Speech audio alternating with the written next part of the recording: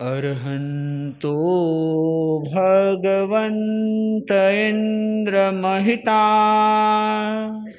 सिद्धाश्च सिद्धि स्थिता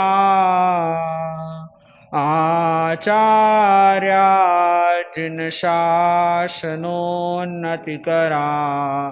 पूजा उपाध्यायका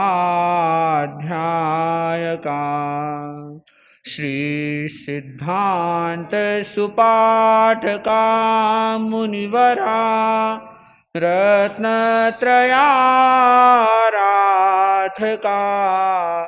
पंचैते परमेष्ठिनः प्रतिदिनं कुर्वन्तु नो मंगलम्। आराध्य देव श्रवण भगवान महावीर के चरणों में वंदना। परम पावन आचार्य श्री महाश्रवण जी के चरणों में वंदन। विराजित मुनिश्री के चरणों में वंदना। उपस्थित श्रद्धालु श्रावक श्राविकाओं, हमारा विषय जो कुछ बड़े प्रश्नों के साथ हम चर्चा कर रहे हैं और उन बड़े प्रश्नों के बड़े सटीक और सरल समाधान भी हमारे सामने उपलब्ध है। और कई बार ऐसा होता है कि जिंदगी में समस्याएं या प्रश्न कोई बहुत विशेष नहीं हुआ करते, लेकिन हमारे मनोभाव, हमारे विचार, हमारी सोच उन्हें कुछ बहुत बड़ा बना देती है। आज एक ऐसे ही बड़े प्रश्न के बारे में हम चर्चा करने जा रहे हैं और हमारा प्रश्न है कि हमारे पास जो मन है, क्या है? सभी के पास मन है। मन है कि नहीं? सभी मन लेके आए अपना, घर छोड़ के कौन आए हैं? कलेजे का टुकड़ा तो हो सकता है घर छोड़ दिया होगा, लेकिन कलेजा तो लेके आए होंगे। लेके आए ना। मन सबका अपने साथ है। खैर, कई लोगों की मानसिकता है, कई लोगों का प्रश्न होता है कि जब हमारे पास मन है, मन की शक्ति है, तो फिर मन की करने में बुराई क्या है? क्या क्या प्रश्न है? मन की करने में बुराई क्या है? हमारे मन में बहुत कुछ उठता है, बहुत सारे भाव हमारे मन में आते हैं, बहुत सारी इच्छाएं हमारे मन में होती है और ये बार बार इच्छाओं का संयम करो, इच्छाओं को नियंत्रण में लाओ, कंट्रोल करो, संयम करो, इसकी क्या जरूरत है? जब मन है तो मन का प्रयोग क्यों न हो? और जब मन में इच्छाएं होती है तो इन इच्छाओं को पूरी क्यों न किया जाए? आपके पास, सबके पास शक्ति है, मन की शक्ति है और मन में कुछ इच्छा करने की, कुछ सोचने समझने की शक्ति है। और जब इच्छा हमारी शक्ति है तो हम उस इच्छा का प्रयोग क्यों न करें? एक बहुत बड़ा प्रश्न है और मैं सोचता हूं कि इस प्रश्न का समाधान नहीं है। क्या आप कहेंगे महाराज आप संत होकर के ऐसा कैसे बोल रहे हैं? इस प्रश्न का समाधान नहीं है? क्या मन की इच्छाएं पूरी कर देनी चाहिए? मन में जो आए वो कर लेना चाहिए? और अगर उसका समाधान नहीं है तो आप देखिए कि आपने दीक्षा क्यों ली? आप मुझे भी प्रश्न कर सकते, तो फिर आपने संयम क्यों किया? देखिए, इस प्रश्न का उत्तर में नहीं, इस प्रश्न का उत्तर प्रश्न से हमें मिलता है। आप सोचिए, कल्पना कीजिए कि इस दुनिया में जितने प्राणी हैं, जितने व्यक्ति, जितने इंसानों को इवन हम देखते हैं, अगर वे सारे के सारे इंसान, वे सारे के सारे व्यक्ति या जीव अपने मन की इच्छा पूरी करने लग जाए, सब के सब जीव अपने मन की इच्छा पूरी कर ले, तो क्या होगा? आपका समाधान इस प्रश्न में छिपा हुआ है। आपको इस प्रश्न के माध्यम से आपके प्रश्न का उत्तर मिल जाएगा। आप थोड़ा सा चिंतन कीजिए, कल्पना कीजिए कि इस दुनिया में, इस विश्व में जितने प्राणी हैं, जिन किन्हीं प्राणियों को हम देखते हैं, अगर वे सारे प्राणी अपने मन की बात, मन की मुराद अगर पूरी कर ले तो इस दुनिया में क्या व्यवस्था बनी रह सकती? इस दुनिया में व्यवस्था नहीं बनी रह सकती। इस दुनिया की सारी व्यवस्थाएं चरमरा जाएंगी, बिगड़ जाएंगी। और अगर व्यवस्था ही बिगड़ गई तो फिर मन की करके भी कर क्या लोगे? कई बार होता है, लोग अपने मन की करते हैं, सोचते हैं कि हम बहुत कुछ प्राप्त कर लेंगे, लेकिन वो प्राप्त करने के चक्कर में बहुत कुछ खो देते हैं और खो देने के बाद उनके हाथ में सिवाय पश्चाताप के कुछ नहीं बचता। अनेक अनेक प्रसंग हैं एक प्रसंग आता है रामायण का, और रामायण के प्रसंग में कहते हैं कई दशरथ से क्या मांगती है? एक वरदान मांगती है, अपने मन की मुराद पूरी करना है, मन की इच्छा पूरी करनी है। और उसने दशरथ को क्या किया? Emotionally blackmail. क्या किया? उसे उसकी मानसिकता को तराशा, और ऐसा कहना चाहिए कि उसने अपनी त्रिया चरित्र का पूरा प्रयोग किया और वो त्रिया हट बता दी, सारे झटके एक रात में दे दिए। दशरथ को जितने झटके मिले ना एक रात में मिल गए, और सारे झटके कैकेयी ने दिए। और आप जानते हैं, इतिहास गवाह है कि कैकेयी ने अपनी इच्छा पूरी भी कर ली, राम को वनवास भी भेज दिया, भरत को राजा भी घोषित करवा दिया, लेकिन मिला क्या? और आप देखिए कि सारी जो मन की इच्छाएं आप सोच लें, उसके अनुरूप होने के बावजूद भी हमें लगता है कि कुछ नहीं हुआ। हम सोचते हैं हमने बहुत कुछ प्राप्त कर लिया, लेकिन वास्तविकता में उन इच्छाओं को पूरी करने के पीछे हम बहुत कुछ खोते चले जाते हैं। और आज की पीढ़ी के मन में जो इच्छाएं हैं, जो इच्छाएं जिस रूप में पनप रही हैं, वह अपने आप में बहुत बड़े खतरे का संकेत है। क्या है? बहुत बड़े खतरे की घंटी है। और चाहे आप हो, चाहे आपका पुत्र हो, आपकी संतान हो, आपकी भावी पीढ़ी हो, या आपका वर्तमान समय में आपका स्वयं का जीवन हो, वहां हम देखते हैं कि जो वर्तमान में इच्छाएं उठ रही है वह बहुत विचित्र है। और उसमें भी हमारा मन है, वह कहते हैं कि उसको कितना ही कुछ दे, कितना ही कुछ करवा ले, उसकी इच्छाएं पूरी नहीं हुआ करती। और मन हर दिन कुछ नया मांगता है, हर दिन कुछ ज्यादा मांगता है, हर दिन कुछ और मांगता है। और उस और मांग में पूरी करते चले जाएं, लेकिन हर दिन ये कहते हैं कि मांग ही बदल जाती तो आप मांग पूरी कर ही नहीं सकते। और जब एक मांग हो, एक इच्छा हो, उसे तो पूरी किया जा सकता है, लेकिन इच्छा का भी अंत नहीं, मांग का भी अंत नहीं, तो उस मांग को पूरा नहीं किया जा सकता।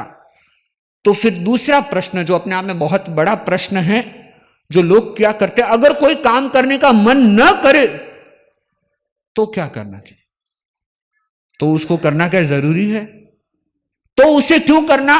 मन मार करके कोई काम हमें क्यों करना? यह एक बहुत बड़ा मतलब प्रश्न जो आपके सामने भी कई बार खड़ा होता होगा। आपके बच्चे आपके सामने ये प्रश्न खड़ा करते होंगे कि जब मन ही नहीं कर रहा है तो क्या करें?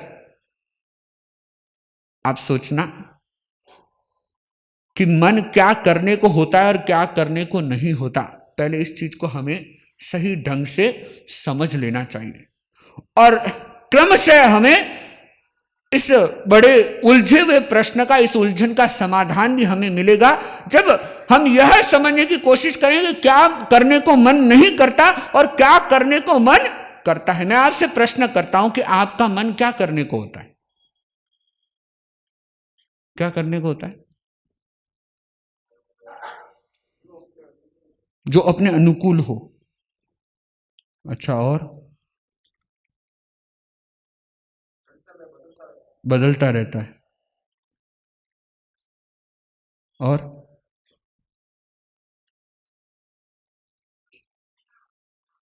अच्छा, सब वीतराग है क्या?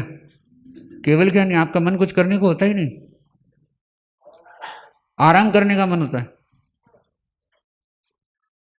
हाँ बोलिए साहब। सोचते जाना, घूमने, ओ हो घूमने जाना। अब पर समझ से तक तो खावस रखो है। और अब देखना, हमारा मन कुछ चेंज चाहता है। क्या चाहता है? चेंज। हर चीज में चेंज, और ये बदलाव, और उस बदलाव के पीछे जो हमारा मन केंद्रित हो गया, हमारा मन उलझ गया। मैं कहता हूं कि इस बदलाव के पीछे भी एक ऐसा काला सच है, एक ऐसा कटु सत्य है जो हमें उस नएपन से या उस चेंज से भी डरा सकता है। हमें उस चेंज का भी एक एक कहना चाहिए कि जो हमारा जो सपना या हमारी जो कल्पना है उसे यथास्थिति रूप में सामने रख सकता है। और इस चेंज को हम अगर और नया शब्द दें तो आज के लोग कुछ नया करना चाहते हैं और पुराना करना नहीं चाहते। क्या नहीं करना चाहते? पुराना करना नहीं चाहते और नया करना चाहते हैं। आपको मैं बताऊं कि इस दुनिया में, इस जगत में जिन किन्हीं व्यक्तियों ने सफलता को प्राप्त किया है, जिन किन्हीं व्यक्तियों ने अपने जीवन को अच्छा बनाया है, उन्होंने इस मानसिकता को कभी स्वीकार नहीं किया कि हमें सिर्फ नया ही करना है, पुराना गलत है। उन्होंने दोनों में एक तालमेल बिठाया कि नए में जो अच्छा है उसे स्वीकार करना है और पुराना जो जरूरी है उसे मेंटेन करना है, उसे फॉलो करना है। लेकिन आज की मानसिकता क्या हो गई? सिर्फ चेंज करना है। उसमें क्या खास बात है, क्या जरूरी है, क्या अच्छा है, क्या बुरा है, कोई सोचे समझे बिना बस चेंज करना है। और जब वो चेंज नहीं होता ना, तब मन छटपटाने लगता है और कई कई बार वे किसी वैलिड चीज के लिए या किसी अच्छी चीज के लिए तो बार बार तर्क कुतर्क करते हैं, लेकिन अगर कोई गलत काम है लेकिन मन में आ गया तो येन केन प्रकार उसे पूरा करने का प्रयत्न करेंगे। लेकिन आप देखना है, सिर्फ नया होना और नए होने से हम स्वीकार कर लें, यह अच्छी बात नहीं। आचार्य तुलसी ने भी कहा कि नया कार्य निंदनीय हो यह जरूरी नहीं, नया कार्य भी आचरणीय हो सकता है। कोई नवीनता, कोई इनोवेशन, कोई अच्छा चेंज भी उपयोगी हो सकता है, और कोई पुरानी बात है वह भी बहुत ज्यादा उपयोगी हो सकती है। तो हमें दोनों में एक क्या बिठाना है? तालमेल बिठाना है। और अगर आप तालमेल बिठाने में सफल हो गए तो आप अपने जीवन में बहुत कुछ प्राप्त कर सकते हैं। और आप अगर ये सिर्फ यही सोचते चले गए कि नए में कोई बुराई नहीं है, क्या? अभी कुछ रोज पहले एक व्यक्ति खड़ा था, उसने बोला कि महाराज हम नए को अस्वीकार क्यों करें, स्वीकार करने में क्या हर्ज है? जब इतना कुछ बढ़ रहा है, इतना कुछ अच्छा आ रहा है, इतना कुछ जब मिल रहा है तो उसे अस्वीकार करने की क्या जरूरत है? उसे स्वीकार किया जाना चाहिए, उसे जीवन में उतार देना चाहिए, उसे अपने जीवन में अपनाना चाहिए। और कई व्यक्ति कहते हैं कि महाराज जो पुराना है ना, ओल्ड है, ओल्ड इज आउटडेटेड। क्या है?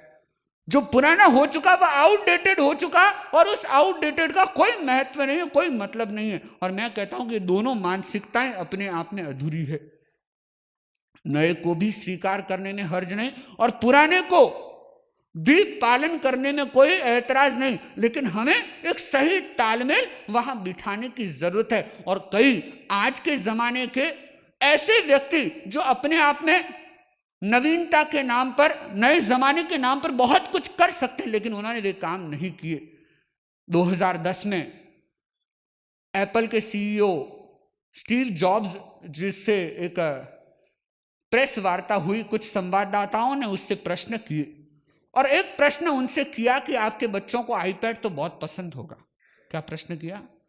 आईपैड तो बहुत पसंद होगा। और मजे की बात देखिए कि जो आदमी जो चीज बनाता है ना, उस चीज का प्रयोग नहीं करता। समोसे की दुकान वाला समोसा नहीं खाता, रबड़ी की दुकान वाला रबड़ी नहीं खाता, हैं बीकाजी वाला बीकाजी सेव नहीं खाता, ऐसे मिल जाएंगे। एक बार क्या हुआ, एक आदमी किसी दुकान पर गया, कहाँ? मिठाई की दुकान पर।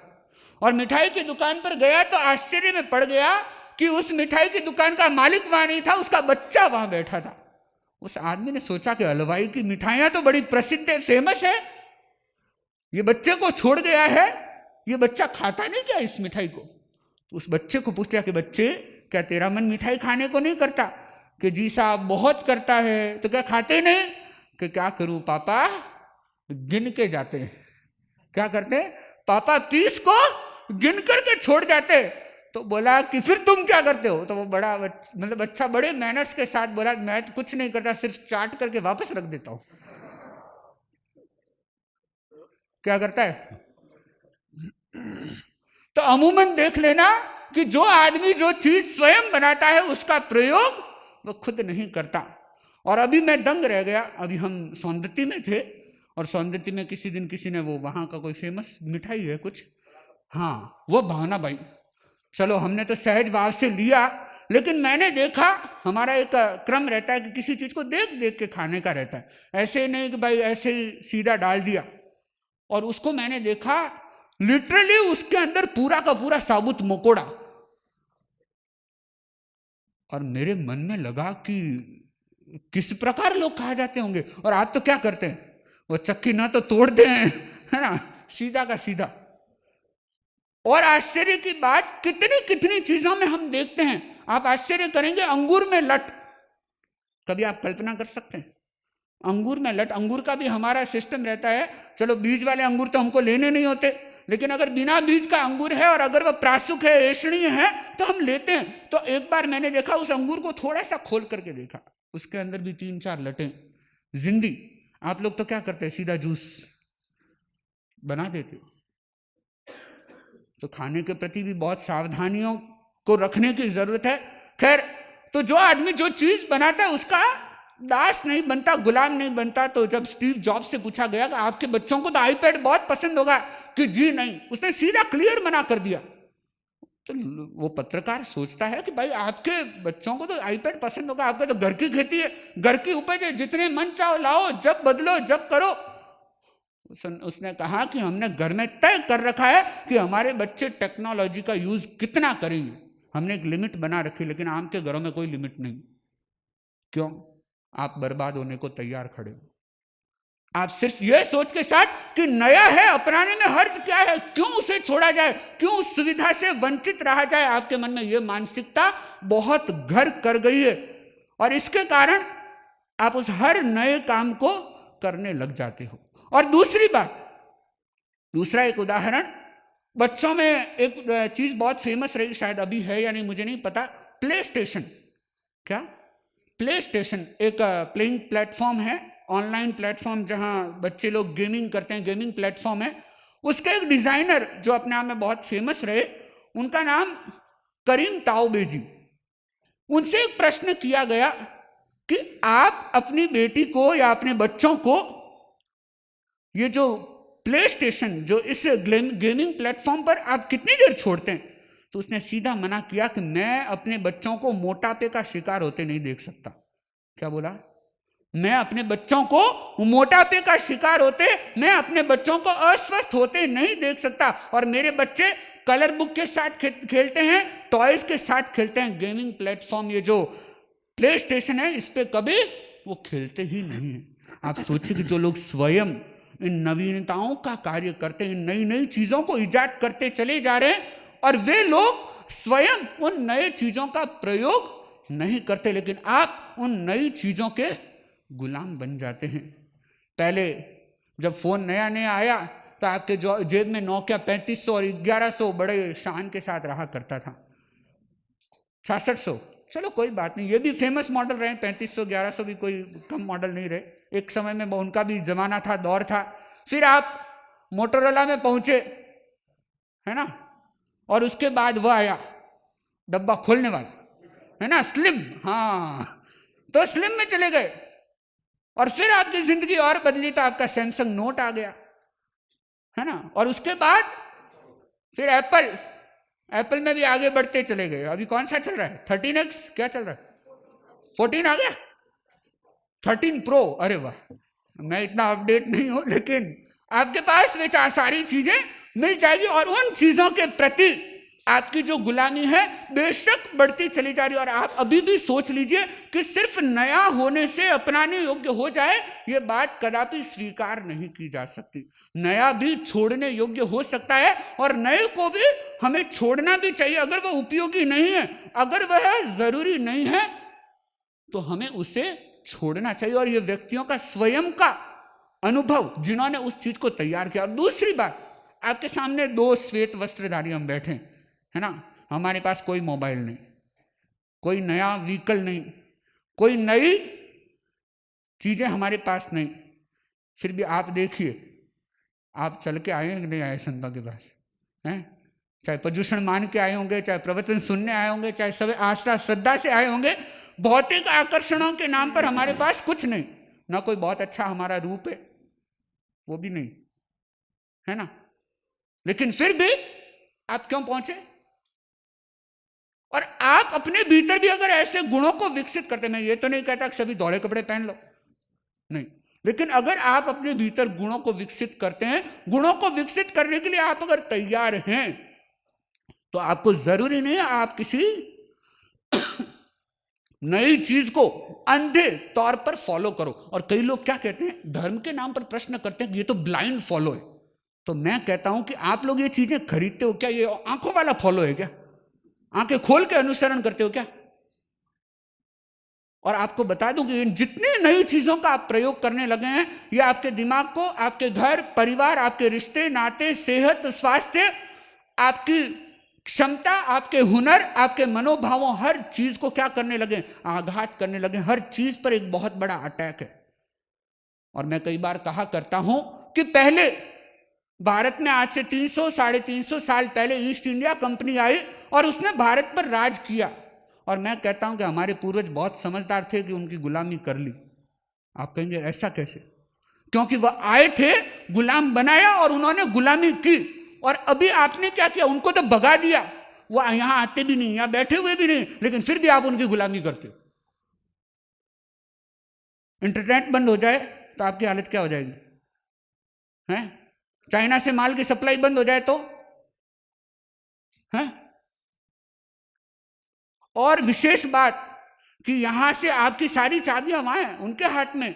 क्या चीज का ऐड आपको देना, क्या चीज का प्रयोग आपके मोबाइल में होना चाहिए, किस तरह से उसकी आपकी मेंटालिटी के साथ कनेक्शन सेट बिठाएं, वो सारा वहां बैठ के नियोजन करते हैं, योजना बनाते हैं। और आप यहां बैठे बैठे अभी भी गुलामी कर रहे हो।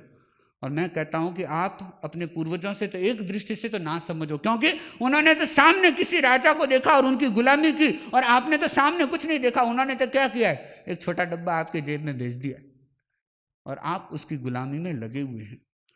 अब प्रश्न होता है कि महाराज फिर इससे बचे कैसे? यह भी एक बहुत बड़ा प्रश्न है, और इसका भी हमें समाधान खोजने की कोशिश करना है कि हमारे साथ ऐसा होता क्यों है और इसका समाधान क्या है। तो मैं कई बार सोचता हूं इसके पीछे अगर कोई कारण है तो हमारी अपनी कमजोर मानसिकता क्या है कि हम स्वयं पर ध्यान नहीं देते। हम या तो अगल झांकते हैं या बगल झांकते हैं। क्या करते हैं? अगल बगल झांकते हैं। अपने भारतीय लोगों की बहुत बड़ी गलत मानसिकता कहूं या फिर ऐसा कहूं कि बहुत बड़ी कमजोरी है कि हम दूसरों को देखते हैं। क्या चीज को देखते हैं? दूसरों को देखते हैं। एक दूसरों को देखने का जो दौर पहले चला करता था और अभी भी चलता है, हमको क्या पीछे देखते हैं। क्या करते हैं? पीछे देखते हैं। मतलब क्या है कि आप कोई काम कर रहे हो, आपको लगता है कि कोई डंडा मारेगा, कोई पीछे पड़ जाएगा, कोई नोट कर लेगा, कोई जासूसी करेगा, कोई कुछ देख लेगा, और आप उसे देख करके संभल करके चलने की कोशिश करते हो, राइट। और दूसरा, आप आगे देखते हो वो क्या कर रहा है, वो क्या कर रहा है, वैसा मुझे करना है। तो अरे भाई, खुद की कब करोगे? खुद के लिए कब करोगे? आप कहते हो कि हम अपने मन का कर रहे हैं, लेकिन आप उसमें भी मन का नहीं कर रहे हो। आप अगल बगल झांक करके या तो किसी से बचने की कोशिश कर रहे हो या किसी को फॉलो करने का प्रयत्न कर रहे हो। और एक उदाहरण आपके सामने है स्पष्ट रूप से। अगर आपने कभी दिल्ली की यात्रा की हो तो दिल्ली में भारत का एक बहुत अच्छा सफल मेट्रो रेल नेटवर्क है। क्या है? और उसमें इतने आश्चर्यकारी चमत्कार भरी इंजीनियरिंग हम देख सकते हैं। और कहीं वह अंडरग्राउंड मेट्रो है, कहीं ऊपर चलती है, कहीं जमीन के बराबर चलती है, अलग सी मेट्रो वहां है। और आप ये जानकर के आश्चर्यचकित होंगे कि उस मेट्रो का सारा काम भारतीय मजदूरों ने किया। लेकिन आप विशेष देखिए, मजदूर तो भारतीय थे, ठेकेदार भी भारतीय थे, इंजीनियर भी भारतीय थे, लगभग लोग उसमें काम करने वाले भारतीय थे, लेकिन उस कार्य को संपादित करने का ठेका एक जापानीज कंपनी को था। और जापानीज कंपनी का सिर्फ डंडा था और कुछ नहीं था। और आप सोचिए कि हम भारतीयों ने काम खुद की जमीन पर किया, खुद ने किया, लेकिन पैसा किसको दिया?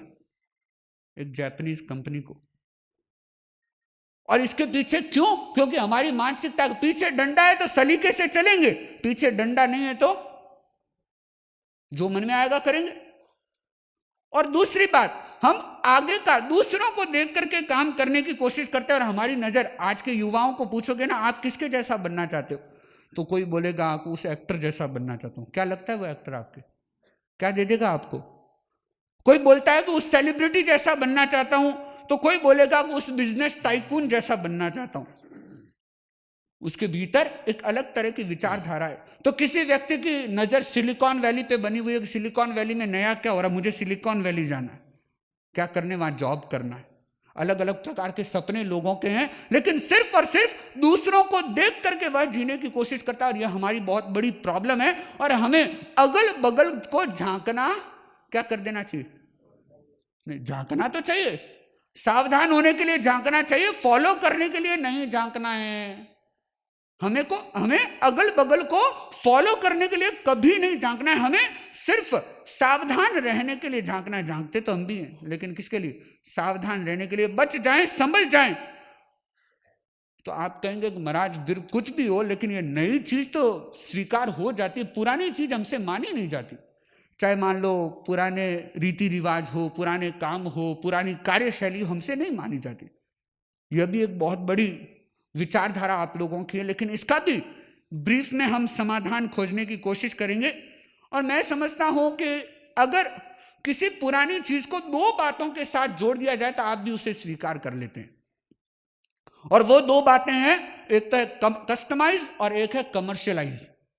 अगर उस बात को, उस चीज को, उस विधा को, उस प्रयोग को कस्टमाइज और कमर्शियलाइज किया जाए तो हर चीज हो सकती है, आप कर लेते हो। जैसे कि अभी वर्तमान में कीचड़ भी बिकता है। क्या बिकता है? कीचड़।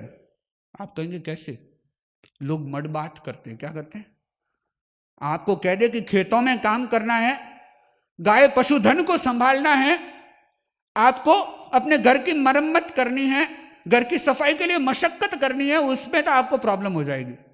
और उसमें क्या होता है? ओहो मिट्टी लगी, डर्टी हो गई, सूग आवे और बटे कादा में हनन करवा में कहीं आओ भगवान जाने।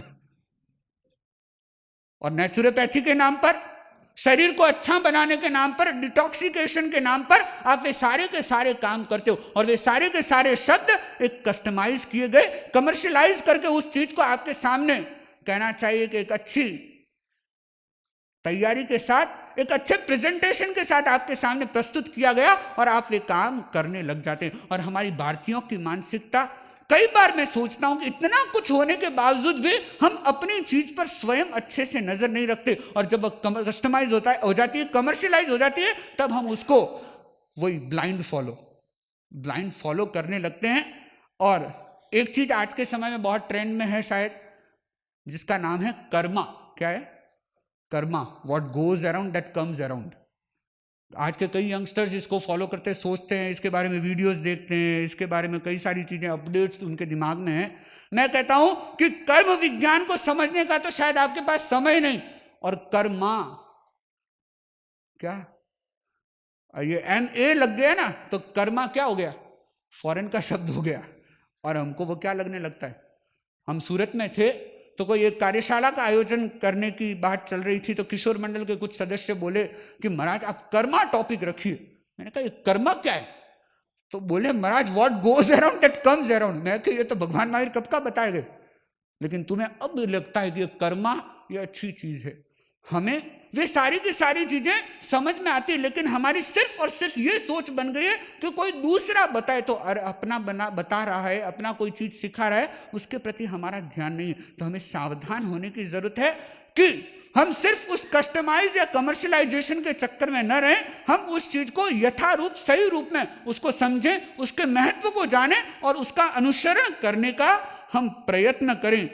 और विशेष रूप से मैं कहना चाहूंगा कि चाहे कोई कार्य हो, चाहे हमारा धार्मिक क्रियाकलाप हो, चाहे हमारी जीवन शैली हो, चाहे हमारे प्राचीन ग्रंथ हो, एंशिएंट स्क्रिप्चर्स हो, चाहे हमारा स्कल्पचर हो, हमारी वास्तुकला हो, हमारी सभ्यता की कोई भी चीज आप ले लीजिए, चाहे हमारा संगीत है, चाहे हमारा साहित्य है, किसी भी विधा को आप लीजिए, हर चीज में बहुत गहरे रहस्य छिपे हुए हैं।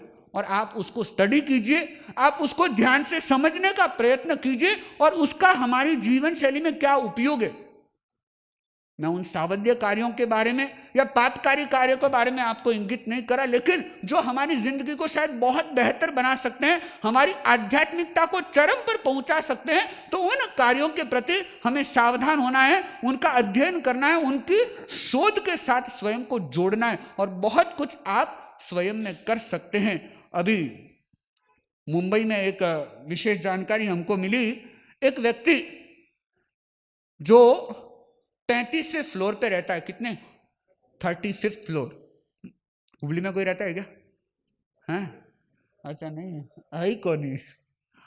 बढ़िया है भाई, नहीं हो तो नहीं है तो बढ़िया है, हो तो माने 35 तक ले जाना पड़ता गोचरी। तो वह 35th फ्लोर पे, और आप आश्चर्य करेंगे, उसने अपने घर का इंटीरियर सारा गोबर की शीट्स का सेट किया है। किसका? गोबर की शीट्स।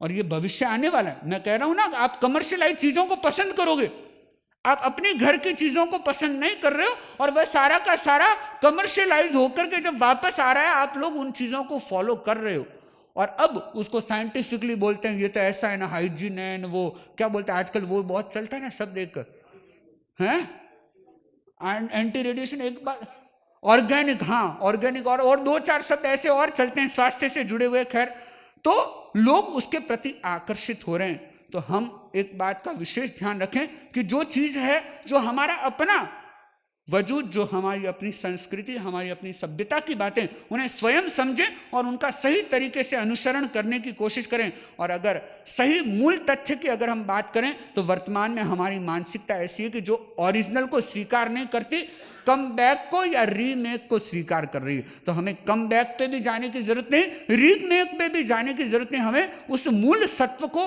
मूल रूप को समझना है और सुरक्षित रखने का प्रयत्न करना है। तो अगर आपके मन में यह मानसिकता है कि मन का करने में क्या बुराई है, मन का करने में कोई बुराई नहीं है, लेकिन वह कैसा है यह समझ लीजिए, और उसका सही रिजल्ट कैसे मिल सकता है, ऐसा चिंतन हमें पहले जरूर कर लेना चाहिए। इन्हीं भावनाओं के साथ ओम अरहं। मेरा विनम्र निवेदन मनुष्य से।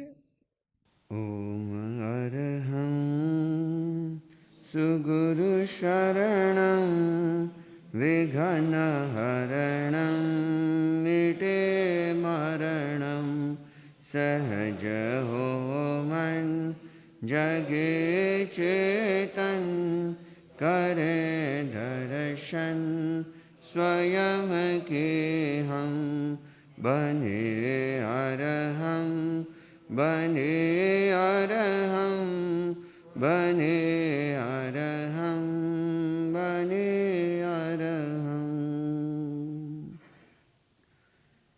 परम प्रभु को प्रणाम। परम पूज्य गुरुदेव आचार्य श्री महाश्रम जी को वंदन। मुनि हेमंत कुमार जी, श्रावक श्राविका। कर्म विज्ञान को जानना, वह कर्म जेता बन जाता, अर्थात कर्म को जीत लेता है।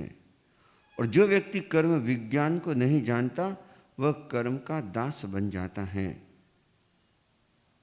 हमने कर्म विज्ञान के अंतर्गत कल किस चीज के बारे में जाना था? कर्म बंधन का प्रोसेस क्या है, किस तरह से कार्मिक मैटर जब आत्मा के साथ चिपक जाता है तब वह क्या कहलाता है? कर्म कहलाता है। और इसका प्रोसेस क्या है हमने संक्षेप में जाना था। तो कई बार प्रश्न उठता है, क्या व्यक्ति जितने कर्म करता है, जैसे कर्म करता है, उनको वैसा ही भोगना पड़ता है? बता दो।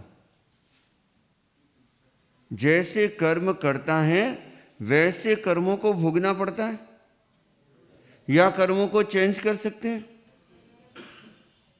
कर्मों को बदल सकते हैं, कर्मों को रोक सकते हैं, कर्मों को क्षय कर सकते हैं, कर्मों को क्षय कर सकते हैं। ऐसे बहुत सारे हमारे दिमाग में ऐसे प्रश्न उठते हैं कि एक जैसी क्रिया होती है, लेकिन एक जैसी क्रिया होने पर भी उसका परिणाम अलग अलग मिलता है। ऐसा क्यों? क्या सारी क्रियाओं का कर्म बंधन एक जैसा होता है? सारी क्रियाओं का परिणाम सबको एक जैसा मिलता है? यह भी नहीं है। तो आज हम इस विषय को थोड़ा सा समझने की कोशिश करेंगे कि यह कर्म बंधन की 4 डिग्री मानी जाती है। यह हमारी भावों की तरतमता, भावों की कमी बेसी के आधार पर 4 प्रकार के कर्म बंधन के स्तर माने जाते हैं। तो 4 शब्द याद कर लेना। पहला है स्पृष्ट। पहला कौन सा है? स्पृष्ट। स्पृष्ट मतलब स्पर्श करना। दूसरा है बद्ध। दूसरा कौन सा है? बद्ध। पहला कौन सा है? स्पृष्ट, दूसरा बद्ध। और तीसरा है निधत्त। तीसरा कौन सा है? क्योंकि ये मूल टेक्निकल शब्द हैं आगम के, इसलिए इनको मैं उसी रूप में बता रहा हूं। अब मैं धीरे धीरे मैं आपको इसके सामने एकदम सरल तरीके से बताऊंगा। पहला शब्द कौन सा है? स्पृष्ट, दूसरा बद्ध, तीसरा निदत्त और चौथा है निकाचित। चौथा कौन सा है? तीसरा निदत्त। हाँ, पीछे वाले भाई बोलेंगे चौथा कौन सा है? निकाचित। शब्द याद, 4 शब्द याद करने आपको। पहला स्पृष्ट, दूसरा बद्ध, तीसरा निदत्त और चौथा निकाचित। ये 4 प्रकार की कर्म की डिग्री है, 4 प्रकार की ये कर्म की स्तर है। और जो व्यक्ति जितने भी कर्मों का बंधन करता है ये 4 स्तर से करता है। और सबसे पहले जो कर्म का स्तर है वो कौन सा है? स्पृष्ट। इसमें क्या होता है कि आत्मा के साथ में कर्म चिपक जाते हैं। लेकिन किस तरह से? जैसे कि आपने देखा कि सुइयों का ढेर है, और सुइयों का ढेर क्या होता है? एक साथ है, लेकिन आप क्या करो, इसको हिला सकते हो नहीं हिला सकते हो? थोड़ा सा एक ऐसे झटका दो, इतने में सारी सुइयां बिखर जाएगी।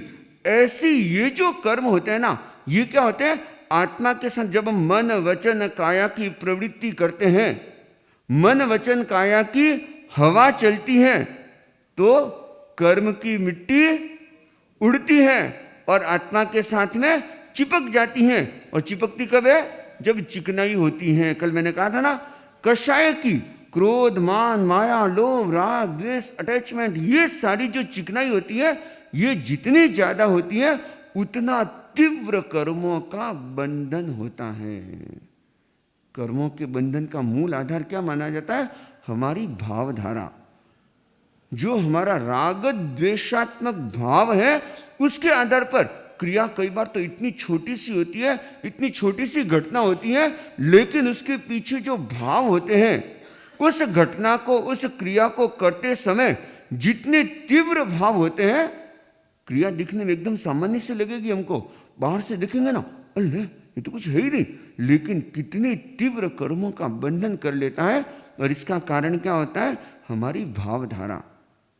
तो पहले प्रकार के जो कर्म का बंधन होता है वो क्या कहलाता है? स्पृष्ट। अर्थात वो आत्मा के साथ में कर्म चिपक जाते हैं और उन कर्मों को बिना विशेष प्रयत्न के, इसके लिए विशेष प्रयत्न नहीं करना पड़ता, और उन कर्मों को बड़ी आसानी से हम नष्ट कर सकते हैं। जैसे कोई पाप कर्म का बंध हुआ, कोई मैंने अशुभ क्रिया की, पापकारी प्रवृत्ति की और मेरे आत्मा के साथ में कर्म चिपक गए, और उसके लिए क्या किया? मेरे मन में पश्चाताप की भावना आई, अरे मैंने बहुत गलत काम किया है, मैंने ये अच्छा व्यवहार नहीं किया। इस तरह से पश्चाताप की भावना, जैसे कई बार बोलते हैं ना, तत्समिच्छामि दुक्कडम, ये क्या है? ये भी एक तरह का पश्चाताप है।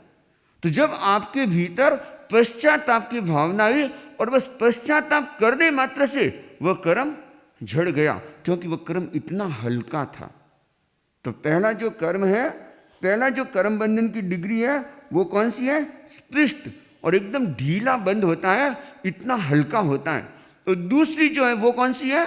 बद्ध। बद्ध का मतलब क्या होता है? जैसे सुइयां, अब सुइयों को आपने क्या किया? एक धागे में पिरो दिया, धागे में पिरो दिया। अब उन सुइयों को अलग करना हो तो क्या करना होगा? धागे को तोड़ दो, और इतने में, धागे को तो आराम से तोड़ सकते हो आप, एक झटका दो और इतने में धागा टूट जाएगा और सुइयां बिखर जाएगी। यह दूसरा कौन सा स्तर हो गया? बद्ध। इसमें कर्मों का बंध हुआ, थोड़ा सा राग द्वेषात्मक भाव तीव्र हुआ, थोड़ी सी कषाय की मात्रा तीव्र हुई और कर्मों का बंधन हो गया। लेकिन इसमें क्या करते हैं? बस थोड़ा सा ज्यादा प्रयत्न इसमें भी नहीं करना पड़ता, खाली एक झटका देना होता है। अर्थात आपके मन में पश्चाताप की भावना आई, लेकिन साथ में क्या किया? आपने उसका प्रायश्चित्त भी किया, प्रतिक्रमण भी किया, आत्मचिंतन भी किया, आत्मनिंदा भी की, और उससे क्या किया? आपने उस कर्म को क्षय कर दिया। उस कर्म को भोगना नहीं पड़ा, बिना भोगे उस कर्म को आपने क्षय कर दिया, बिना परिणाम प्राप्त किए आपने उसको थोड़ी सी साधना करके क्षय कर लिया। ये दूसरे प्रकार की, इसको क्या बोलते हैं, बद्ध। इसमें हम उदाहरण लेंगे। पहला जो था स्पृष्ट, उसमें हम उदाहरण लेंगे मृगावती का, कि मृगावती से भूल हो गई, लेकिन मन में एक पश्चाताप की भावना आई और कहते कि कर्म को क्षय करके केवल ज्ञान को प्राप्त कर लिया। और दूसरे में हम उदाहरण लेंगे जो बद्ध कर्म होते हैं, इसमें हम उदाहरण लेते हैं अतिमुक्तक मुनि का। आगमों के हम उदाहरण ले लेते हैं। अतिमुक्तक मुनि, कौन थे अतिमुक्तक मुनि?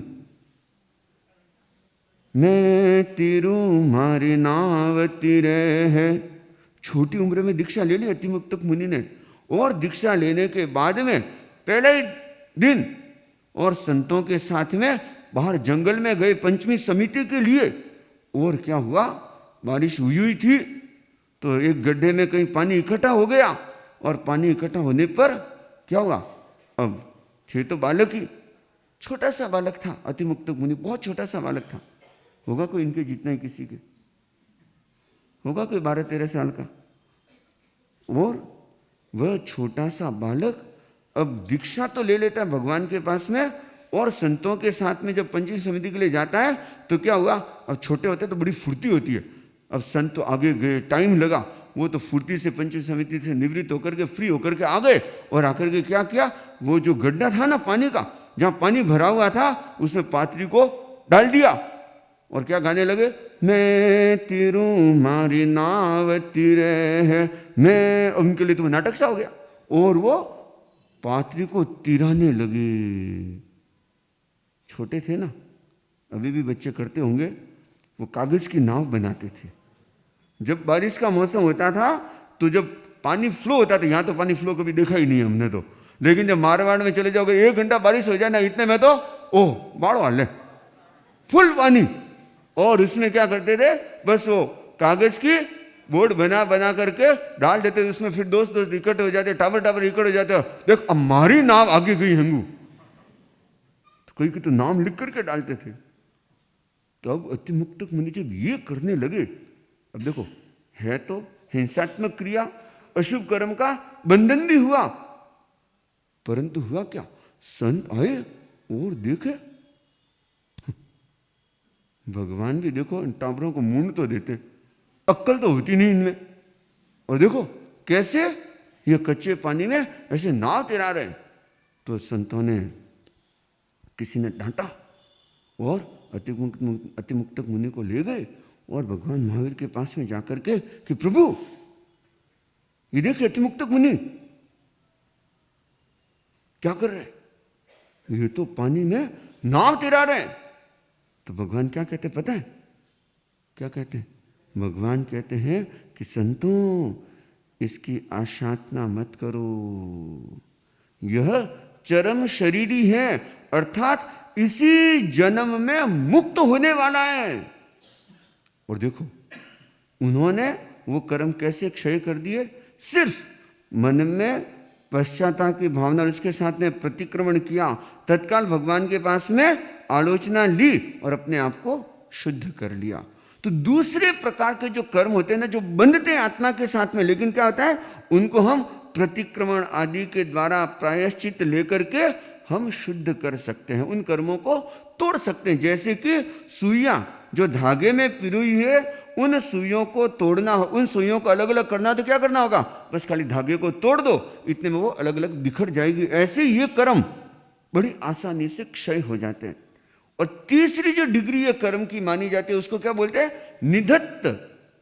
निधत्त कैसी होती है कि उन सुइयों को आपने, एक सुइयों का उदाहरण देकर के समझाया जा रहा है, उन सुइयों को आपने लोहे के तार में पिरो लिया, लोहे का तार, उसमें उन सुइयों को डाल दिया।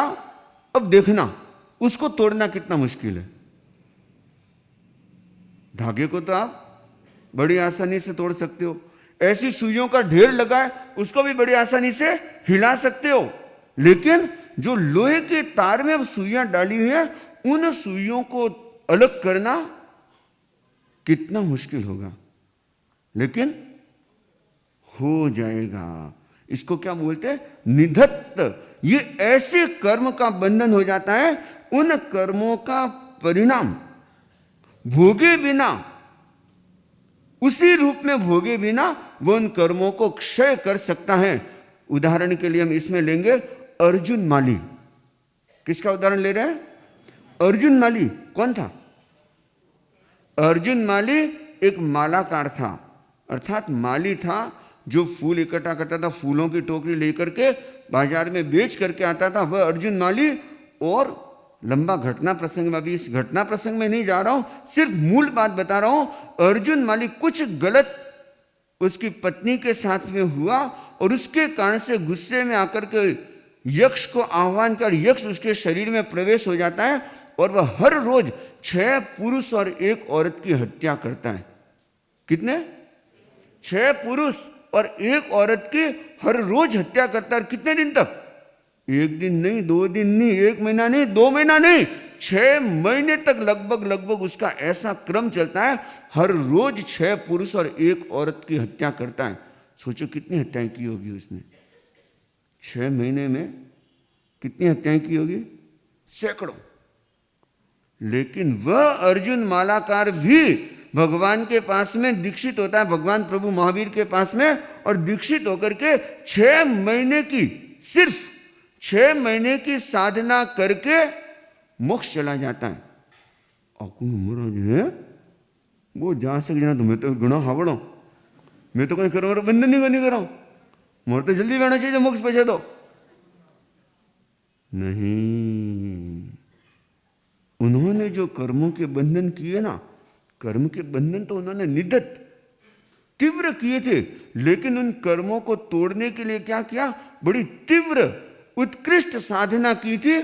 और 1 मास खमन का तप, मतलब उन्होंने इस तरह से उग्र तप किया और इतना संभाव रखा, इतना संभाव रखा, क्योंकि उस समय जो हत्याएं की थी ना, वो यक्ष के आवेश में, यथा यक्ष उनके भीतर प्रविष्ट हो गया, उसके कारण से हत्याएं की थी।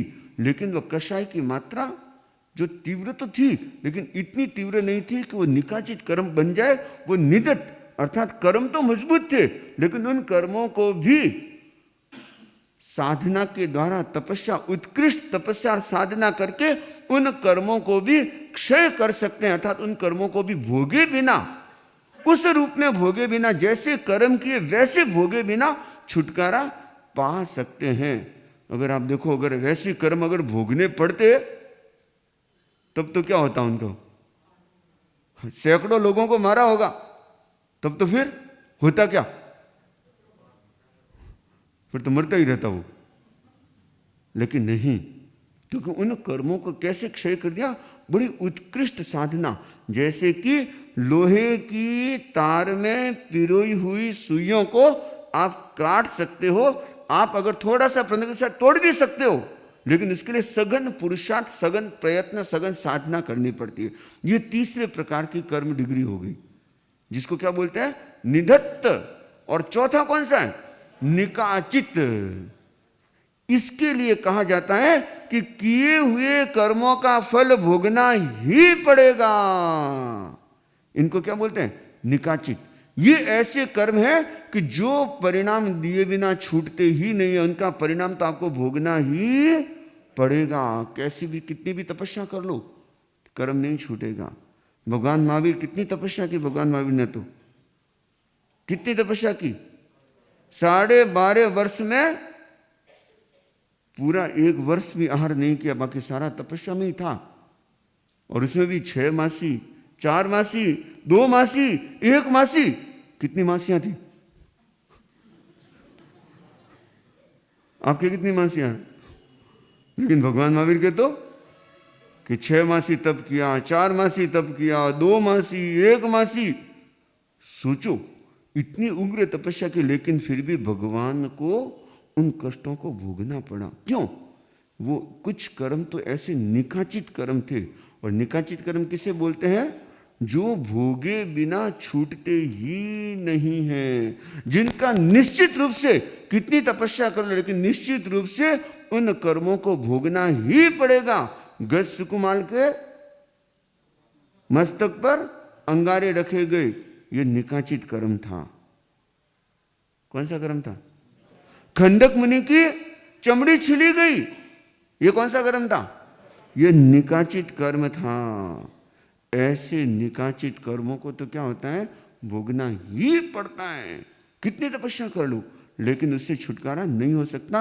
ये किस तरह की सुइयां होती है कि जो सुइयां हैं उनको आपने क्या किया, आग में गला करके उनका लोह पिंड बना लिया, या ऐसे कह दो कि उनको गर्म करके इस तरह से को एक दूसरे के साथ में चिपक गई।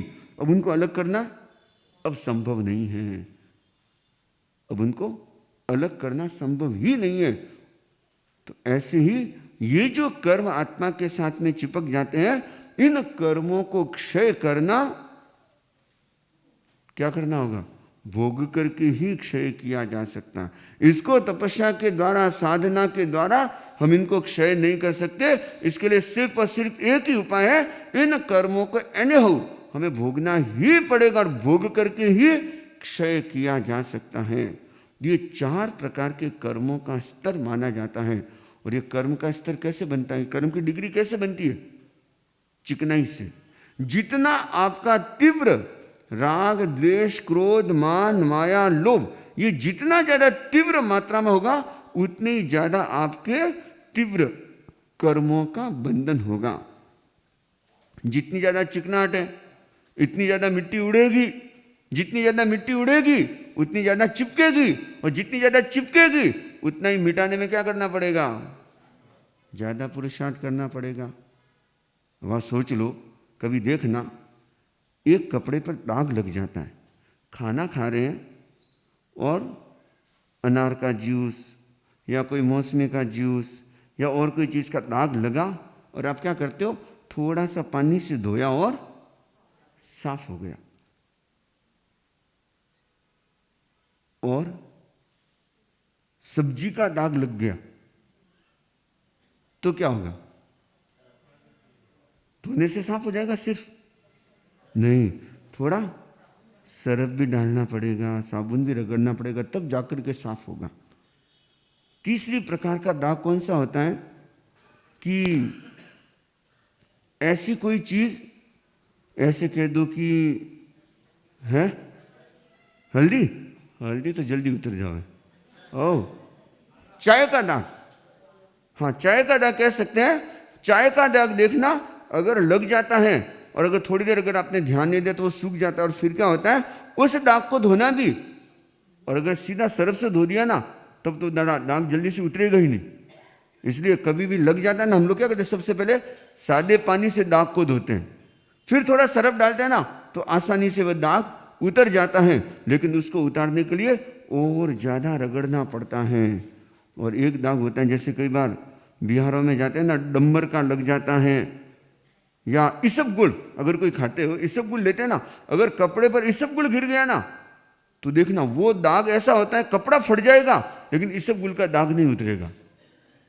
हाँ, इसलिए हम जब कभी लेते हैं ना इसबगुल, तो हम जो पात्री साफ करते हैं ना, उस कपड़े से इसबगुल को, प्याले को साफ नहीं करते, क्योंकि वो चिपक जाता है और वो हमको फिर पलटना ही पड़ता है कपड़ा।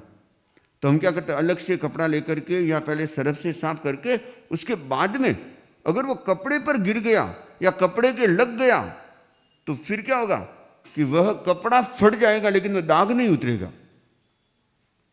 ये इसबगुल का दाग या डंबर का दाग लग जाता है कभी कभार, तो क्या होता है, इनको दाग जितना गहरा होता है ना उतना ही उतारने में ज्यादा मेहनत करनी पड़ती है, ज्यादा पुरुषार्थ लगता है।